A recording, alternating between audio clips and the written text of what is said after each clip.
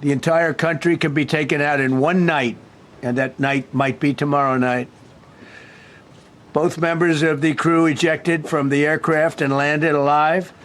On Iranian soil, I immediately was asked to make a decision. I ordered the U.S. Armed Forces to do whatever was necessary to bring our brave warriors back home. A risky decision, because we could have ended up with 100 dead as opposed to 1 or 2. It's a hard decision to make. But in the United States military, we leave no American behind. We don't do it. Within hours, our armed forces deployed 21 military aircraft into hostile airspace, many flying at very low altitude, being shot by bullets.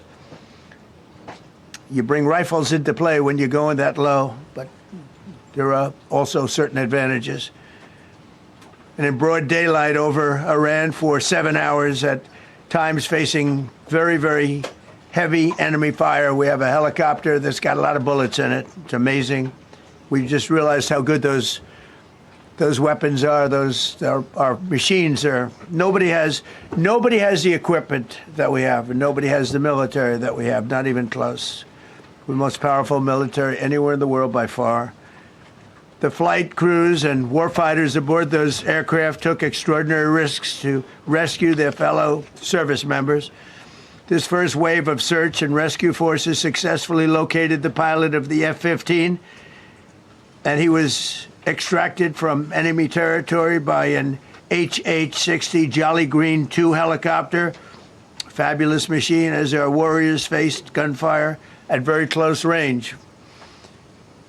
It's amazing that when you look at the machinery, what happened, that nobody was even injured. Meanwhile, the second crew member, a weapons system officer, highly respected colonel, had landed a significant distance away from the pilot. When you're going at those speeds, even if you go out 2 or 3 seconds later, it's miles and miles away because you're going fast. He was injured quite badly and stranded in an area teeming with terrorists from the Islamic Revolutionary Guard Corps rough group, as well as besieged militia and local authorities. Many, on top of everything else, they told the communities actually within side of Iran, the people of Iran, they were given a tremendous incentive to find this pilot. Despite the peril, the officer followed his training and climbed into the treacherous mountain terrain and started climbing toward a higher altitude, something they were trained to do in order to evade capture. They want to always go as far away from the site of the shoot down. You want to go as far away because they all head right to that site. You want to be as far away as you can. And he was injured, and he was an amazing, amazing thing. He scaled cliff faces, bleeding rather profusely, treated his own wounds, and contacted American forces to transmit his location. They have a very sophisticated beeper-type apparatus that is on them at all times. And when they go out on these missions, they make sure they have lots of battery space, and they're in good shape. And this one worked really well, amazingly, saved his life. We immediately mobilized a massive operation to retrieve him from the mountain holdout, and he kept going higher and higher. The mountain kept getting rougher and rougher, and really very, very hard to find. The second rescue mission involved 155 aircraft, including 4 bombers, 64 fighters, 48 refueling tankers, 13 rescue aircraft, and more. We were bringing them all over, and a lot of it was subterfuge. We wanted to have them think he was in a different location because they had a vast military force out there. Thousands of people were looking. So we wanted them to look in different areas, so we were scattered all over like we were right on top of them. We had 7 different locations where they thought, and they were very confused. They said, well, wait a minute, they've got groups here, they've got groups there. It's an amazing thing. I was listening to these great people, these great generals. General Raisin Cain was amazing, and Pete Hegseth was amazing. But I listened to the whole thing. It was pretty amazing. So they had all these different sites where everybody thought he was located. We think we have him over there because they have 9 planes circling a little area that's 25 miles down the coast.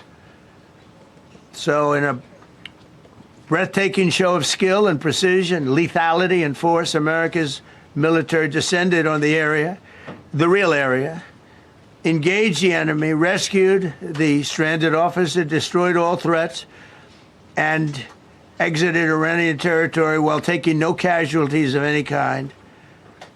The heroic F-15 weapon system officer had evaded capture on the ground in Iran for almost 48 hours. That's a long time when you're in tough shape and when you're bleeding. It's a long time. When we left, as you probably know, we had 2 large planes, pretty old planes that carried a lot. We needed a lot more equipment going in than coming out, obviously, because going in, we needed to be able to scale mountains, and we had a lot of equipment. But the sand was sandy, wet sand, so we thought there may be a problem taking off because of the weight of the plane, and then we also had all the men jumping back onto the planes, and they got pretty well bogged down, and we had a contingency plan, which was unbelievable, where lighter, faster aircraft came in, and they took them out. We blew up the old planes. We blew them up to smithereens because we had equipment on the planes that, frankly, we'd like to take, but I don't think it was worthwhile spending another 4 hours there taking it off. So we didn't want anybody to have. We have the best equipment anywhere in the world. We didn't want anybody examining our anti-aircraft and other equipment. So these were large planes that were old and pretty old, and we blew them up. And we had faster, lighter planes come in, and they were able to land on the sand. We needed the bigger planes because we had so much equipment that we needed. We took 3 helicopters over there, which were very strongly used and couldn't have lived without them. They performed unbelievably well. And if you'd see it, you wouldn't believe it. They came off the plane, and these guys had them. The rotors were off. They rebuilt these helicopters in less than 10 minutes. And that was one of the more amazing things. These are helicopters, small, unbelievably powerful, but small, very small, so it can get into certain areas. And they got them off the plane, and they rebuilt all 3 of them in a matter of less than 10 minutes. It's pretty amazing what the genius of these people. Who would think that? You'd think it would take 5 days to build them. And in some companies, it would take 5 days, and they wouldn't do it well. But they served us well.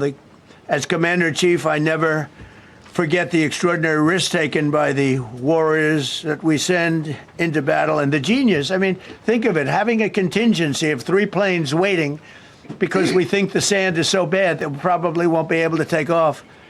And the planes really got bogged. This was not much of a runway. This was a farm, not a runway. It's a farm, but it did the trick. But to have a contingency as opposed to having to wait 2 days, can you imagine, right in the middle? This was central. This was right, you would call it central casting if you were doing a movie for location. And probably the toughest area of Iran where we'd be sitting there. So these planes came in, those pilots came in so fast and so quick and got out of there. Everybody got aboard and just got 15-minute intervals. 1 load out, 1 load out, 1 load out. It happened. And we were watching, and we said, that's amazing.